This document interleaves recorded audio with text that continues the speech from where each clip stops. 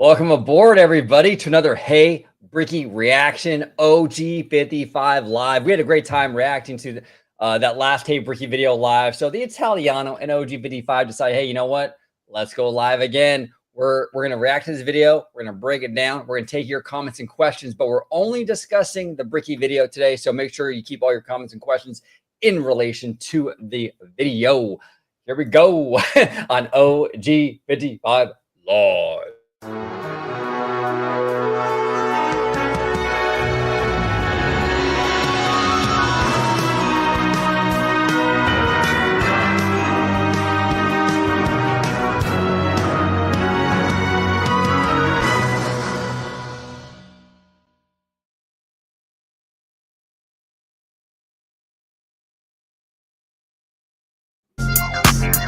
You guys ready?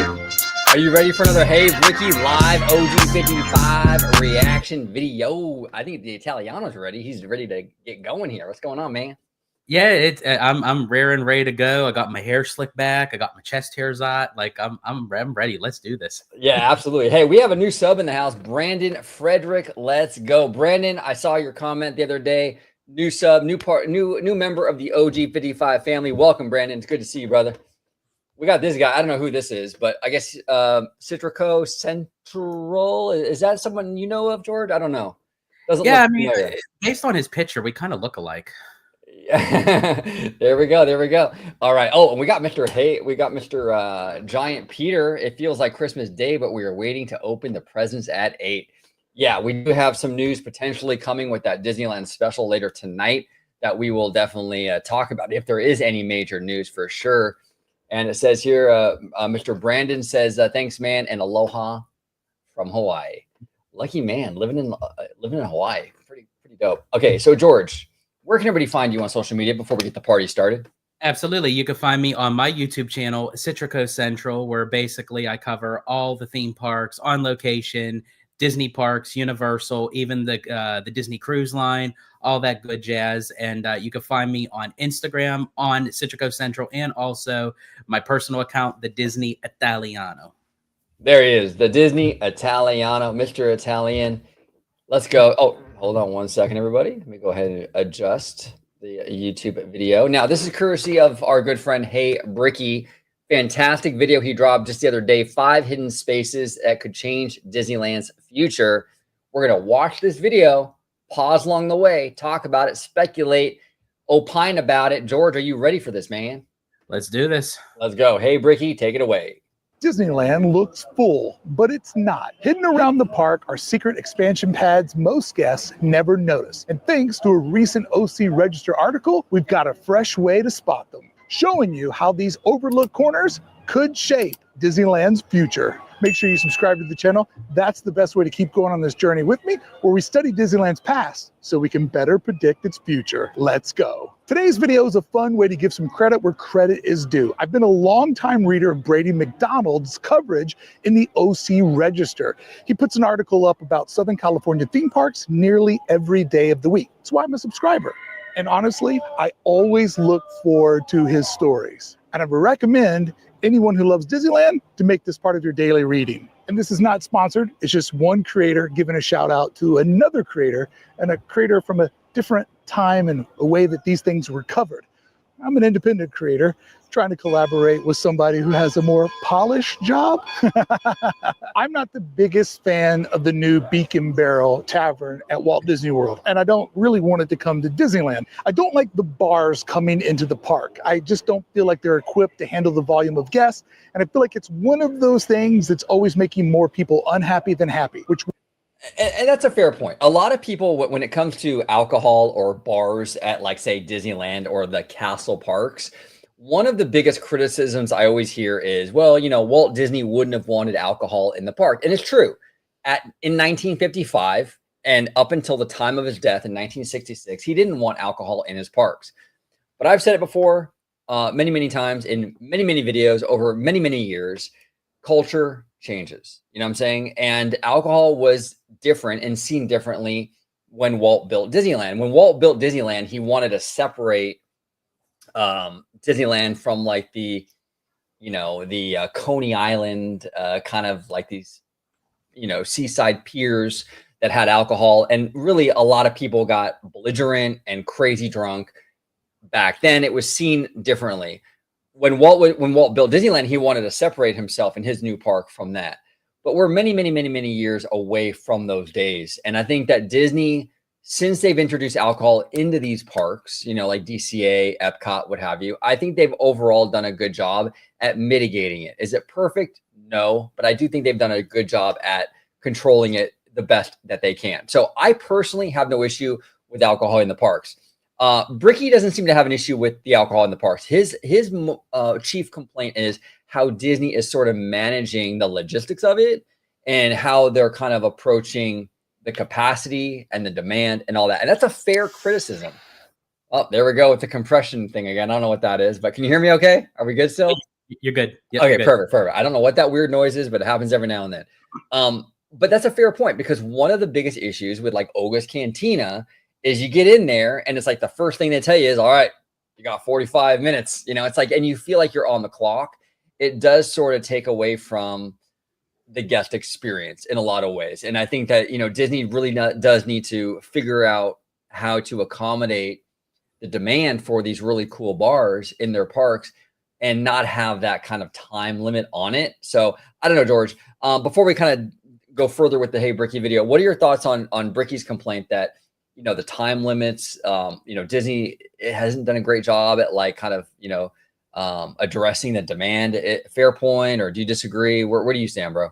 So for me, unlike Obi-Wan Kenobi, I'm not on the high ground. I'm kind of in the middle ground with it. And I do understand Brickey's concerns and points on the matter.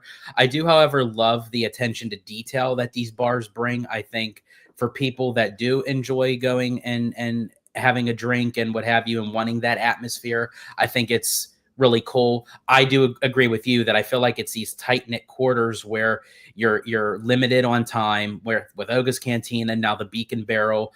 Also, we also did a great members only chit chat here on OG55, where the top of the show was, why is it now, like, as time goes on with, the Gen Zers, that they're not really big on alcohol. So I wonder if that would also play into factor, that as time goes on, how relevant, even though despite that they're very creative and storytelling with these little bar lounge areas, but how much relevance will they have over time, that if it is true that as time, progresses on, the Gen Zers aren't big on alcohol, how big of a demand will this be? Now, I'm for sure that, all reservations are getting packed up right now with Beacon Barrel because it's the brand new shiny thing, so to speak.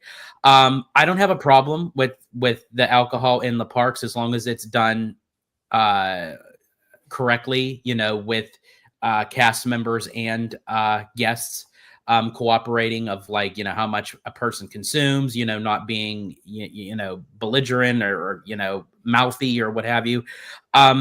But I also feel like in this particular setting, I feel like these kind of over the top in creativity kind of bar areas work much better on the Disney Cruise Line, because I feel like you're already limited on space. So you already have a number capped with people on a ship. And that way it allows a lot more breathing room for people to kind of go to and fro as they please, where I feel like in a theme park setting, it can get a little bit monotonous. Okay, fair points all around. Let's go. Works against the idea of Disneyland. But what really caught my attention about Brady's article and inspired this video, it wasn't just about the tavern itself. It was the way he used the idea to highlight some hidden expansion pads that exist inside the park, spaces that most of us never consider. That is what today's video is all about, taking Brady's imagination as a starting point, walking through each of his ideas, and then putting them to the test with boots on the ground perspective. And I have taken it upon myself to rank his ideas from the wildest to the most realistic, and maybe even tossed in a bonus of my own. It's Brady versus Brickey. Let's go to his first location, which, as I pointed out, this is the wildest one, and we'll work our way towards the one that I feel could be the most realistic, but shocking altogether. He looked past the obvious expansion pads and went straight into the heart of Adventureland. Not to the backside of water, but to the backside of the Jungle Cruise. For our first location, Brady says the Jungle Cruise takes up more space than any attraction at Disneyland, and it backs up against the Pirates of the Caribbean ride building. But if Walt Disney Imagineering can tuck the Indiana Jones Adventure queue alongside the Jungle Cruise, they can certainly find a way to add a beak and barrel somewhere along the Amazon, Congo, Nile, and Mekong rivers. Imagine a pirate bar overlooking the Jungle Cruise rivers. I mean, that would be pretty dope. I like this idea a lot. I mean, technically, though, you wouldn't even have to do a new bar. You can convert the current Tropical Hideaway into a space like that, right? Because I don't think Tropical Hideaway, as of right now, sells alcohol. Am I mistaken on that, George, or is that correct? I do believe Tropical Hideaway does have a, I think, do not quote me, I think they have an alcoholic version of the Dole Whip. Why am I drawing a blank? Dole Whip. I think they have like one, but as far as like straight alcohol, like beer and stuff, no, I don't believe they have any. Yeah, so I mean, it's very limited. If they do, it's very limited. I mean, I would just make it more like a obviously you keep the Dole Whips, you keep the fun food items and all that, but maybe add a more robust alcohol menu, and boom, bada bing, bada boom, you got a little like a little Jungle Cruise side bar. I mean, now look, the Beacon Barrel, I love the theming in that new location over at Magic Kingdom. I really want to see that come to Disneyland in some capacity, even if it's at the Disneyland Hotel. But I think for this particular idea, though, I don't know. I think that just kind of utilizing the Tropical Hideaway for some sort of new bar experience would kind of make more sense, in my opinion. Well, and also too, speaking, and I know I keep on mentioning Disney Cruise Line, but they actually have a Adventureland / Jungle Cruise Skipper bar that I believe it's on the Disney Treasure. Right. Alongside with the Haunted Mansion parlor. So I do love how they incorporate a lot of these theme park ideas and IPs and integrate them on the Disney cruise ships. 100%. So again, like it works very well on the cruise ship, but yeah, I'm very curious to see how like well they do as far as like in a capacity setting in the theme parks. I do like your idea though, if they were to bring it to one of the resort hotels, because then that way, again, if you're a resort guest or you have a reservation, it allows more guest flow operations than just having everyone clumped in a theme park trying to get in. Yeah, exactly. And they already kind of set that standard with Trader Sam's. So you can go ahead now and make a bar somewhere on that Disneyland hotel property, akin to the Beacon Barrel. Maybe not the exact same bar, but a bar that has the same theme, pirate theme. And put it right there at Disneyland Hotel. I think it would kind of marry the Trader Sam's bar pretty nicely. I don't know. That's an option. Similar to Blue Bayou's perch near the start of Pirates of the Caribbean. This idea is stunning. The thought of exploring through Adventureland, skirting the edges of the jungle, and stumbling onto a pirate's cove with views into the river would be breathtaking. There's even some backstage spaces nearby where Disney currently keeps temporary structures for off-duty Main Street vehicles, scaled down stable for the horses that are on duty. So technically, there is room back here to play with. There is one catch. The only real access would come through Indiana Jones Adventure's walkways, and that would create a massive storytelling problem. Guests would be traveling deep into Indy's temple ruins, only suddenly end up in a pirate bar? Yeah. That leap doesn't line with Disney's usual commitment to story flow. And beyond those logistics, the Jungle Cruise is one of Walt's opening day masterpieces. It takes up a huge footprint, but it is sacred Disney ground. Disney has seemingly... George, now Brickey is saying... that Jungle Cruise is sacred ground, and I would agree with him. But now you've suggested on this channel before that we should get rid of, or should consider getting rid of Jungle Cruise, right? So yeah, for my thing is like, I don't have a problem either way if Jungle Cruise stays or goes. I enjoy it. I do feel like it does in a way have sacred ground where, it does have Walt's handprints all over it. And I respect that, and again, I just mentioned too, that they have a themed, Adventureland Jungle Cruise, bar on the Disney cruise ship. So I don't see it going anywhere anytime soon. My question was how relevant this attraction is going to be 20, 30 years down the road. Is Disney going to, at that point, keep this attraction that's a big, I mean, let's face it, it's a huge chunk of property. You know, I mean, if you like take out all the trees and drain the water and stuff, if you just like look at the area, I mean, you can get like something real, you know, out of it. But again, as far as like overall theming, it fits Adventureland very well. I think more so, I would be more upset if it was gone from Disneyland. I don't necessarily mind it going in out of Walt Disney World. Yeah, I mean, and I know a lot. Sorry, really quick, and then sorry, but I feel like the classic Disneyland rides that actually Walt had his hands on, those are the sacred grounds. But yeah, like things like at Walt Disney World or Magic Kingdom, I don't mind them changing it up a bit, sort of like how Tokyo is going to do. Yeah, I would agree. And here's the thing too.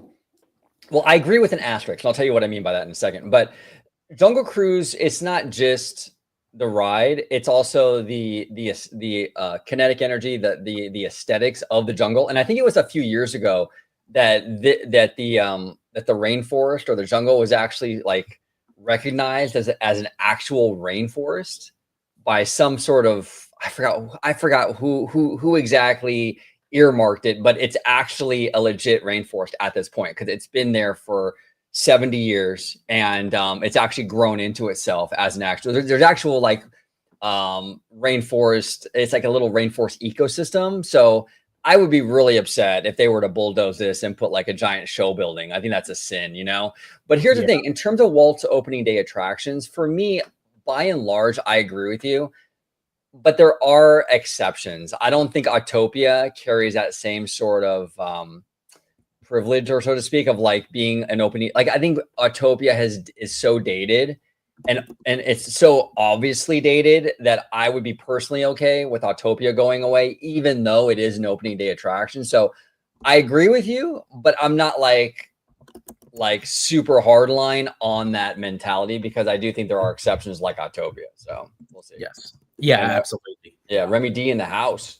He's been hesitant to trim or compromise it, and it's hard to imagine them chipping away at this opening day attraction. So my heart loves this one. My brain says not so much, but it does spark a different thought. What if this location back in here wasn't a pirate bar, but instead an Indiana Jones themed explorers club? Oh, see, that's what I love. I love that. That's cool. That would fit this area perfectly. And to have like an Indiana Jones style adventure kind of bar would be amazing. And that would separate this from Magic Kingdom's Beacon Barrel and give it a little something different. You know what I'm saying? Go ahead.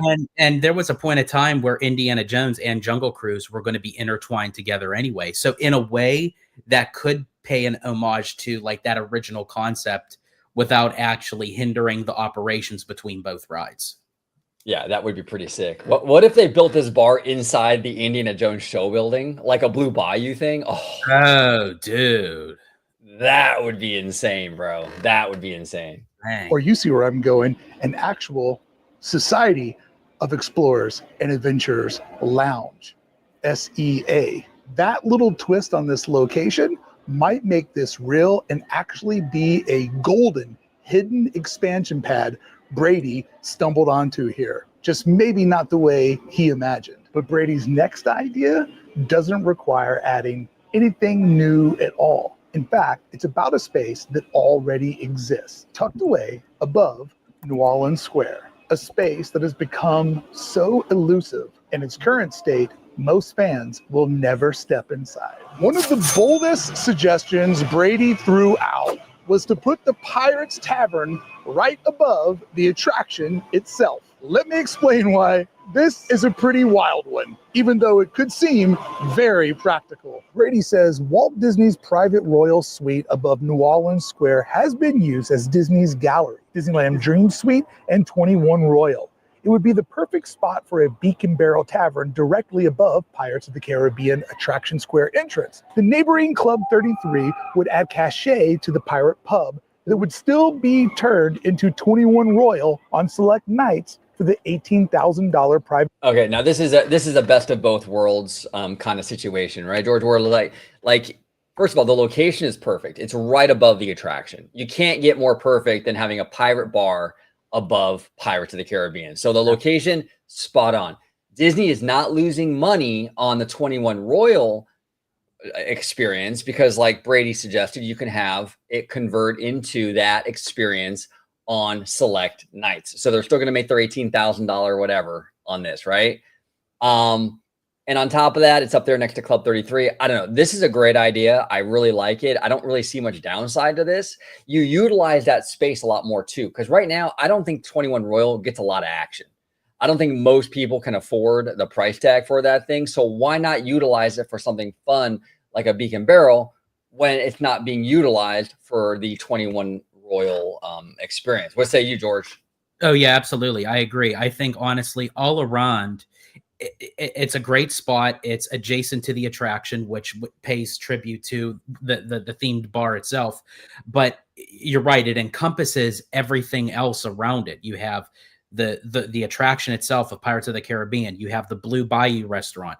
You have Club 33 right there. You can still utilize it for 21 Royal, if need be.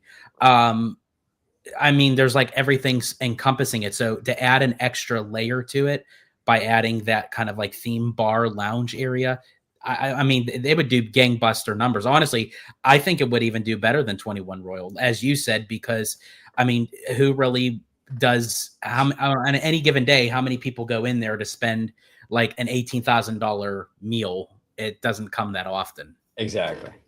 Private dining experience. I'll admit, on paper, this makes a lot of sense. The location is literally right above Pirates of the Caribbean, and it already has food prep infrastructure attached to it. So yes, purely from a logistical point of view, it checks every box. But here is where I struggle.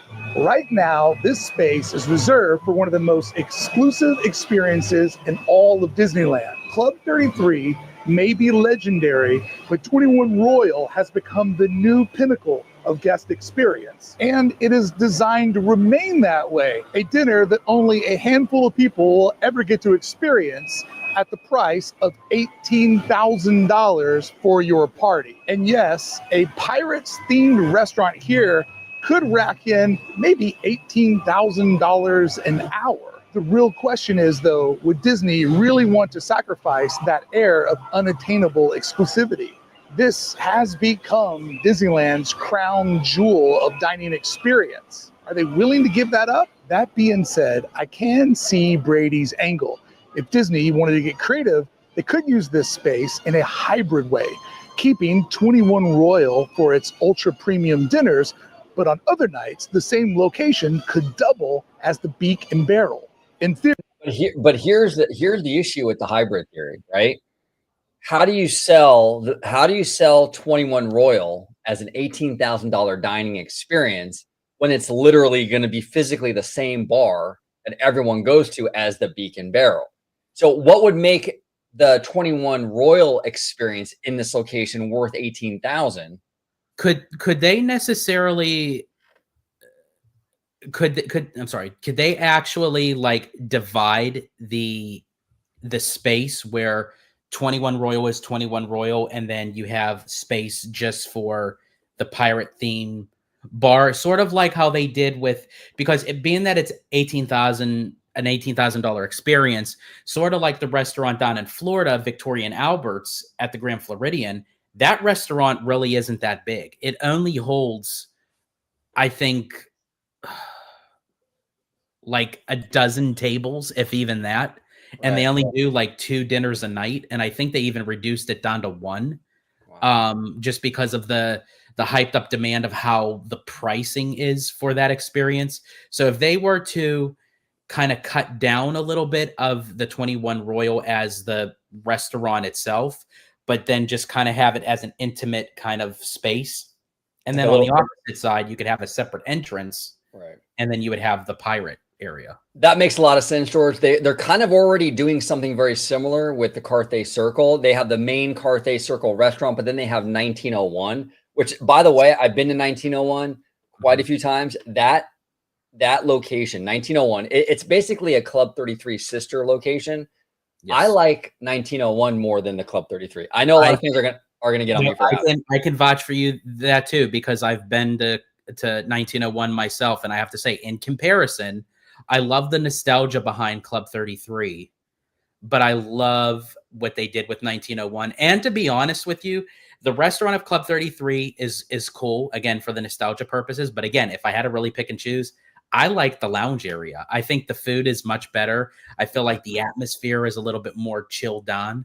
Now, don't get me wrong. I do suggest that if anyone had the opportunity to dine in Club 33, just to say they can check it off their Disney bucket list and say, hey, they did it, I highly recommend it. But I mean, moving forward, if you had another opportunity to go in, definitely check out the lounge. And definitely, if you had the opportunity to go in 1901, I highly recommend that as well, because I love like the portraits on the walls of like Walt Disney and stuff. I mean, it's awesome. It's perfect. I know 1901 doesn't technically have the history. It's a new location from 2012, but man, they just nailed it, man. That 1920s, 1930s kind of like animator lounge, you know.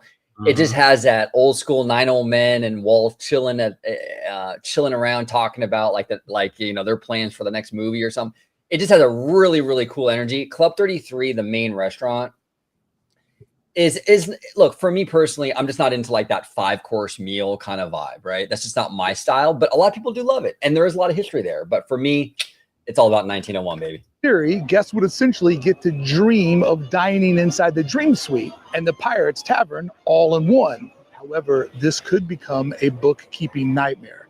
Imagine when people pick their once a year or once in a lifetime vacation to Disneyland, and that happens to be the night where it's booked out privately. You could see how that would upset folks and cause a lot of friction. It would be one of those things where when you try to make everybody happy, you make no one happy at all. But it is an interesting thought. And as high concept as it is, the next location pushes things even further. And one of the most radical ideas where a Pirates pub could go inside of Disneyland, but one I bet most fans would wish would happen. Brady's next idea takes us off the mainland and over to Tom Sawyer Island. For our third location, Brady says Captain Jack Sparrow has been known to wander Tom Sawyer Island from time to time. A pirate-themed pub on the island would be the perfect place for Jack to kick up his sea legs and satisfy his unquenchable thirst for rum. A beacon barrel on the northern end of Tom Sawyer Island would allow Disneyland to keep the tavern open during Fantasmic. A dedicated raft launch could disembark near Hungry Bear Barbecue Jamboree. Yeah, and he's getting, I'm going to let the video play, but I just want to say that is actually probably, I like this idea, I do, because they did add the pirate thing to the island years and years ago at the height of like the Pirates of the Caribbean movies popularity. But that raft, the necessity of the raft is what's going to maybe be a deal breaker for Disney, because you want as many people to go into your bar as possible. And when you have to have this raft back and forth, I don't know. I think that could be a deal breaker for this particular thing, but we'll see. For the record, I love this idea, and finally putting something on Tom Sawyer Island. What was that? You know what they could do too, though? I mean, they can utilize this idea for Magic Kingdom's Tom Sawyer. Oh, never mind. Yeah, exactly. Well, for Magic Kingdom's Tom Sawyer Island, you could walk across because there's no water. So yeah, that generates revenue. Because I agree with Brady that if the island could generate income, it would guarantee its safety from the wrecking ball. Even though I firmly believe our water system here protects this island till the park's demise, it would just be nice to have a little more insurance. So one small problem, the northern side doesn't really connect to New Orleans Square. I will say though, we kind of do have a little bit of an insurance policy with Tom Sawyer Island because it is connected to Fantasmic. Fantasmic is a revenue source for Disney with those dining packages and what have you. And I think that's really the main reason why I don't think we'll ever see them get rid of our Rivers of America is because it is connected to Fantasmic. If Magic Kingdom, if Magic Kingdom actually had their Fantasmic on that river, they probably wouldn't have gotten rid of it. So go ahead, George. Oh yeah, no, I completely agree. If there was any kind of revenue source that was attached to the Rivers of America and Tom Sawyer Island at Magic Kingdom, it definitely would have been staying. Disney would have made whatever changes they needed to with whatever like water area that like was disruptive or it was costing them money. They would have put the money into fixing it because again, they would be getting revenue back. Unfortunately, since that's not the case, there was no real revenue coming in for Magic Kingdom. So they kind of said, hey, let's go with a hot IP that usually like sells is like a merch king. And what is that? That's the Cars franchise. No. But aside from that, I do agree with you as far as the operation wise and yes, Sean Arani actually mentions it too. I think logistically, it's just the line that would be, you know, waiting for just to get on a raft to get over to the island, the crowds that would be on the island. And I just think that would be an operational nightmare, I think, for the cast members. And I think for guests, you know, it would be a really cool experience. On paper, it is. But I think the demand for it and how people go to these things, you know, expecting to have this big, grandiose experience, but because everyone wants to do it at once, it ends up becoming where everyone is just miserable. Yeah, no, I see. Be beyond the bayou, where the pirate vibes are behind you instead of all around you. But that's not a deal breaker. And yes, you could use rafts or even dedicated boat system, but then you've got the Mark Twain, Sailing Ship Columbia, Explorer Canoes, and Fantasmic all in the mix. This becomes a bit of an operational nightmare. And again, not a deal breaker, but currently the fort is used for the dressing room, preparation room for the Fantasmic performers. Again, not a deal breaker. Well, what you could do too is you can kind of reimagine the Country Bear barbecue. I love that location. I love the food there. But if you want to kind of divide that up, you can make some of that a new bar. You know what I'm saying? And that would work, you know? So I just feel like on the island is tough. And then you also have to understand with Fantasmic and all that, I don't think Tom Sawyer Island is open during Fantasmic, right? So that's another factor in all this. It would have to close, you know, every time Fantasmic. I don't know. It's a great spot theme-wise. And I think vibes and aesthetics and all that would be amazing right there. But logistically, there's just way too many cons against it. I do agree with you with Hungry Bear, because to be honest with you, I mean, you can transform that whole entire thing into that, because as far as I know, yes, it can't be removed from Disneyland because it is became a like a protected landmark or something like that. Yeah, protected landmark. But I don't think that means they can't alter it. So I think, honestly, I'm okay if they were to change the overall theme. I'm kind of upset at Hungry Bear because they got rid of my hot honey chicken sandwich. So I'm kind of biased on that. But I think in time, I think that would be a great location if they were to kind of maybe like keep it as is, but maybe enclose it a little bit, but maybe do like an indoor-outdoor kind of bar setting. Yeah, and you still get a cool view of the river and stuff. I mean, I think it could work. That could happen in a basement or on a first or second floor. So it's not a deal breaker. The realistic way to make this work, though, is if the restaurant towered on top of the island, facing back toward Pirates of the Caribbean, but that would end up creating a massive structure, which I don't know if that's a bad thing, but that's from a fan's perspective. From a corporation's perspective, this would be a massive investment for something Disney never really treated more than a seasonal space. So I love this idea. I just think it has some operational bottlenecks. And another operational issue that you would have to deal with or contend with is having a bar on this island. Now you have a bunch of people that are either drunk or tipsy running around Tom Sawyer Island. Mm-hmm. Now, Disney would have to, I would imagine, beef up like security or something for that, because and I mean, also safety, because you're more closer to the water as well. Yeah, exactly. Because you could have idiots that drank too much and do, jump in or do whatever. You know what I'm saying? Not to say idiots can't do idiot things, off of Tom Sawyer Island because we see it all the time. But I just think Tom Sawyer Island in particular, it's a hard kind of space to sort of manage without a ton of like Disneyland security walking around. So I don't know. Logistically, though, this area is probably like the toughest, I think. But theme wise, I agree with Brickey. I mean, it would look amazing. The views would be dope. But yeah, I don't see it happening. As well as maybe way more money than what Disney would want to spend. And like Tomorrowland, are they holding on to this space and not editing it because they're waiting for the perfect idea for the island? Because I think it'll be here forever, but I don't think it'll be like this forever. But if that idea feels tough to pull off, Brady's next suggestion takes us somewhere far more familiar, still revealing an expansion surprise. Really quick, bro. Brady's next idea on our count. Right, before it moves on, I just have one last thing to say on that particular space.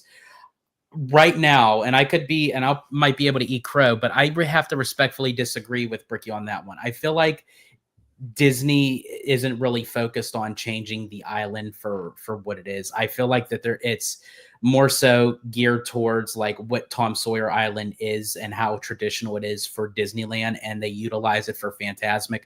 I really don't think Disney is going to want to deal with that, in my personal opinion. No, you're probably right. I mean, I think if we do get any kind of change to it, it'll be a very kind of mild kind of thing, like kind of what they did when they kind of put a little bit of the pirate stuff in there.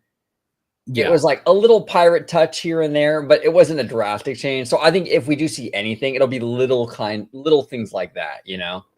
And I do love how he spelled poo here. Fantastic, Brickey. Freaking-tastic. I love it. Countdown pushes the limits of where a pirate tavern could go, tucked all the way into the back corner of what used to be Critter Country, but now could work because it's Bayou Country, essentially making this part of New Orleans. For our fourth location, Brady says Tiana's Bayou Adventure extended the Louisiana theme of New Orleans Square into what is now known as Bayou Country. The building that houses Pooh's Corner and Lewis's Critter Club was once the home of the Mile Long Bar. A beacon barrel tavern could turn Bayou Country's dead-end cul-de-sac into a bustling haven of bandits and buccaneers. No doubt about it, this stretches the Pirates theme to its very most furthest edge of the park. But technically, Brady's right. Tiana's Adventure has extended the New Orleans and Bayou theming all the way back to this corner. So technically, you could find a way to make it work if you really, really wanted to push it. And look, I love this outside of the box thinking here. It's what inspired to do this video. But there is a realistic way Disney could tuck a bar behind this current facade, using some of the backstage space and maybe even a second-story structure backstage that reroutes the service row. If this ever happened, the pirate theming would need to be toned way down, more campy than gritty, just so it blends in with its neighbors of Winnie the Pooh and Tiana. Still though, I love that Brady spotted an expansion pad here that I hadn't really considered before. Even though it's a stretch, I do love pushing the creative boundaries of what's possible. But if Pooh's Corner feels like the fringe of possibility, and it absolutely should, it's pretty out there, Brady's final idea might actually hit the bullseye because it's about a spot that already has everything Disney needs. It's just waiting to be unlocked. Before we get into Brady's most realistic pick, I wanted to pause the countdown and throw in one of my own. I think you might enjoy this one. And this is an expansion spot that obviously he didn't pick out, but one I think could actually be a realistic game changer, because my idea takes us to the edge of Frontierland, where Cascade Peak once stood. Imagine entering through the old mine train cave and then arriving on a restaurant, a full Pirates lair that sits over here crusting on the banks of the rivers of America, looking over towards New Orleans. Yeah, I like this. I like this idea a lot, but I would actually not have it be pirate themed. I would have it themed more towards cowboy Western stuff. That's where it's kind of over there by Big Thunder. And then I would actually take a lot of inspiration from Mark Davis's Western River Expedition, because Disney's done that before. They used a lot of the old Raleigh Crump Haunted Mansion designs for that Haunted Mansion bar in the new Disney cruise ship. I would borrow a lot from that Western River Expedition, make it like a nice little cowboy bar. I think cowboys and bars go hand in hand anyway, right? Like the saloon vibe. The saloon, yeah. I think that's the move right there. I love the placement. I think I love where Brickey's going with it. I would just do cowboy theme. But what say you, Jordan? And really, I agree with you with that, because here's the thing. By separating that kind of notion where, adults like only bar would be able to go in there, maybe they can do kind of like another kind of tribute to like the Golden Horseshoe. So you can kind of have like a bar and like a little mini show with it, that pays tribute to that. Also, to kind of go back to the area of like Pooh's Corner and all that. I do like that expansion pad, that does have potential for something, but just like how you said with this, I wouldn't necessarily do it of Pirates theme back there. I would maybe do something where maybe it was like a bar theme to like Princess and the Frog, where it's like part of like Tiana's establishment, and kind of do like a little jazz kind of New Orleans kind of take on it. Yeah. So yeah, that's what I would do. But I do love your idea with like the Western Expedition kind of theme rather than Pirates. Yeah, ideas never die at Disney. You know what I'm saying? So we never got the Western River Expedition out there in Florida. So why not bring a little bit of that here to California and do so in a fun cowboy Western kind of bar? I think it'd be a lot of fun. Square, and obviously at all the boats that are going by. If they really Because, ye to the ha, right, George? Ye to the ha. wanted to, there would be a way to have part of the patio catch a different perspective into Phantasmic. But yeah, could be a bit of a long stretch. But I do love the idea. And the best part is there's enough space here to create a multi-level experience that feels like a true pirate stronghold. Big, adventurous, and alive. And unlike Florida's version, this one would be big enough to where you wouldn't have the ridiculous 45-minute time limit. Disney would even have the opportunity to sell premium packages for a view into Phantasmic. This is one of those spots that could connect everything at Disneyland into a single beautiful vista. And it shows that there's still hidden opportunities inside of the park's footprint, if you know where to look. But as much as I love this idea, Brady's final pick might actually be the most practical and realistic of them all. For Brady's final prediction, he turned the attention to a Disneyland classic that's been sitting in limbo for the last handful of years, the Golden Horseshoe. May sound radical, but let me explain. Brady has planted an interesting idea here. Brady says the Golden Horseshoe Saloon was once home of Slewfoot Sue's Dance Hall Girls and the longest running live show in theatrical history. Today, the Horseshoe stage sits empty as Disneyland visitors dine on chicken tenders and mini corn dogs. A pirate pub takeover of the once grand saloon could breathe new life into the Golden Horseshoe. Now, I know Disneyland diehards are going to have a huge issue with this because they're going to get rid of the Golden Horseshoe, essentially, or not get rid of it, but going to retheme it, right?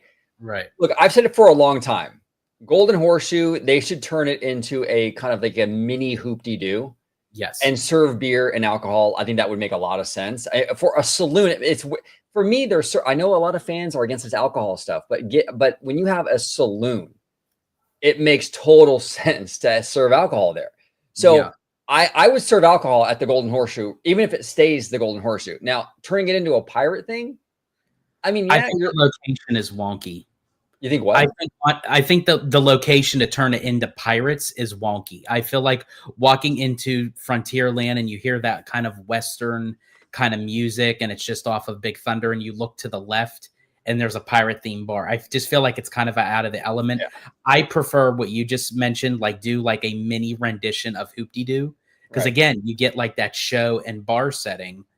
It doesn't have to be on grandiose scale like Hoop-de-Doo, but I mean, it brings back some entertainment to the park. It rejuvenates the Golden Horseshoe. You could actually keep the title Golden Horseshoe and just have like a Hoop-de-Doo kind of style show. Yeah. But I think for this location, I know this seems like it's number one, but for me, I think this is like at the bottom of the list for me compared to everything else. Yeah, for me personally, I kind of like all these locations, but I don't like the pirate theme in Yes. those spots necessarily. You know what I'm saying? That's kind of where I'm at with a lot of these. Yeah, that's where I think think it Brady falls is- on the bottom of the list for me. It's bottom of the list because it would be pirate theme if we're Yeah. just sticking to the pirate theme. Yeah. Yeah, exactly. On to something here.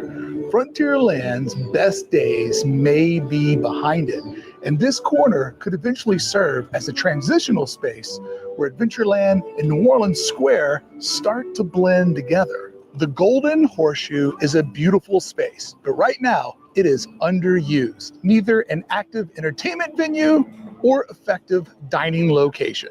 If Disney ever wanted to go bigger, they could even expand south into the enormous patio area. This area could be reshaped into something entirely new. I don't see Frontierland growing much in the future, and I see it shrinking.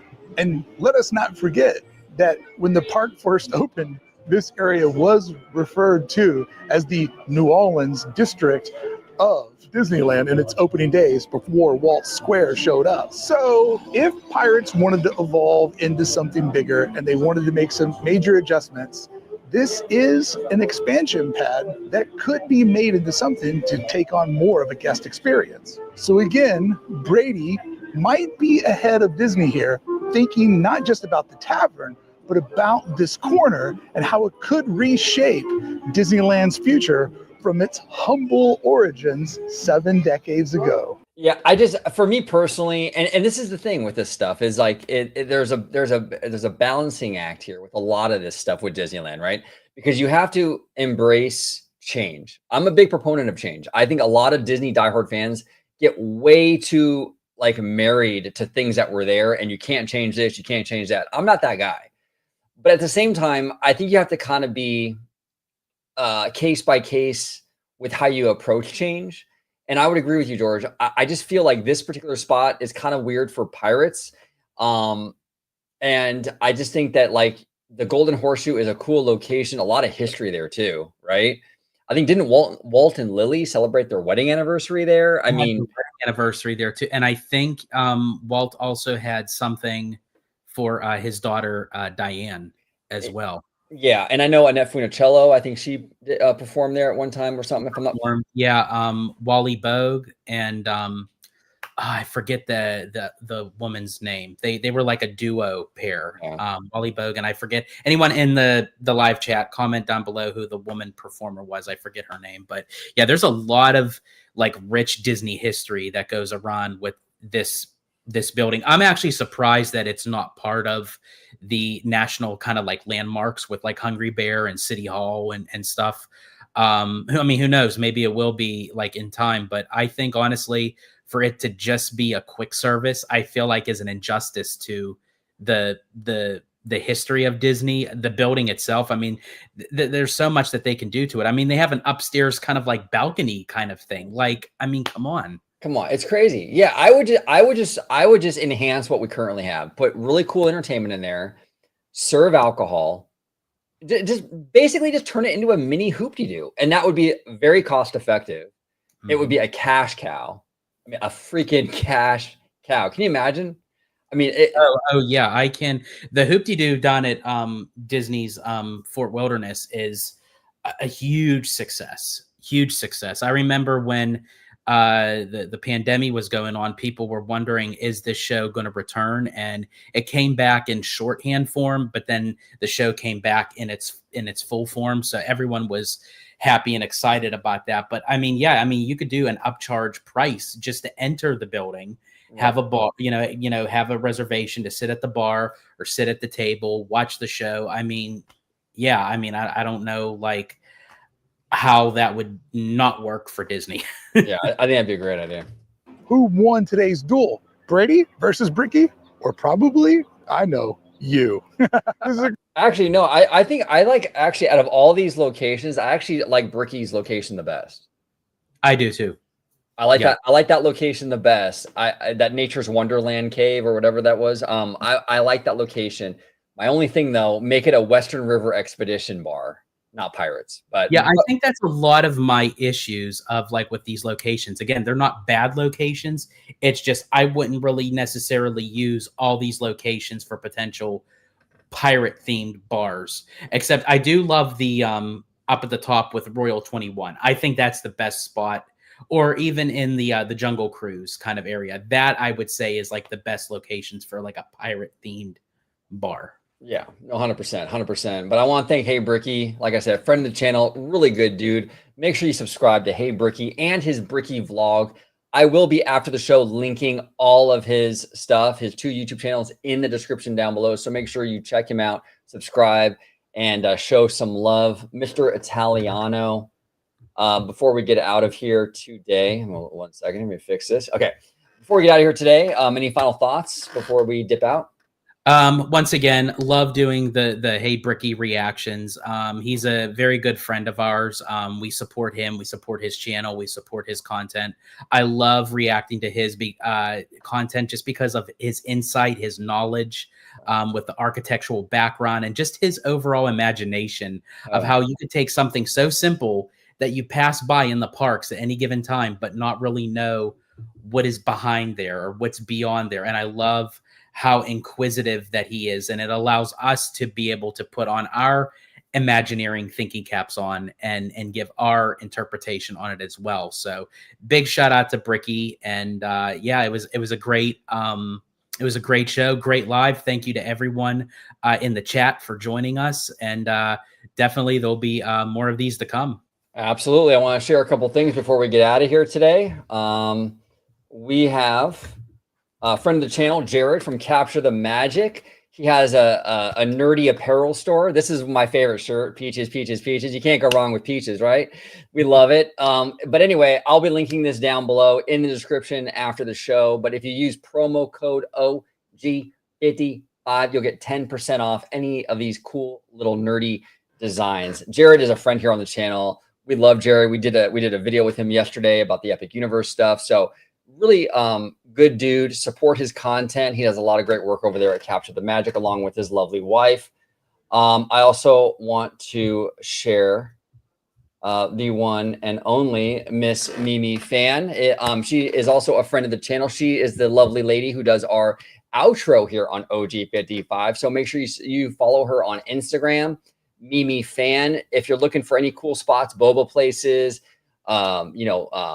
Japanese restaurants, K-barbecue, whatever it is, just fun spots to vibe. Mimi is your gal. Make sure you check her out on YouTube, also on Instagram. So her information will be in the description down below as well. We want to thank Mimi for all her awesome and amazing work. I also want to thank Brandon Smith, Shane Narani, this guy, Citrico Central. I don't know who that is, but he's new here, I think. I also want to thank Brandon Frederick, new subscriber. Brandon, thank you so much for joining the fam. Jacob Weller, just everybody who joined us today. Matthew Murr, thank you. Giant Peter, thank you. Everybody, I want to thank you for joining us today on this episode of OG55 Live. Comment down below with all your thoughts if you're watching this on the replay. And until the next time, see you later. And the lovely Mimi Fan is going to take it from here. Thank you so much for watching OG55. Don't forget to smash that like button, subscribe, and become a member today.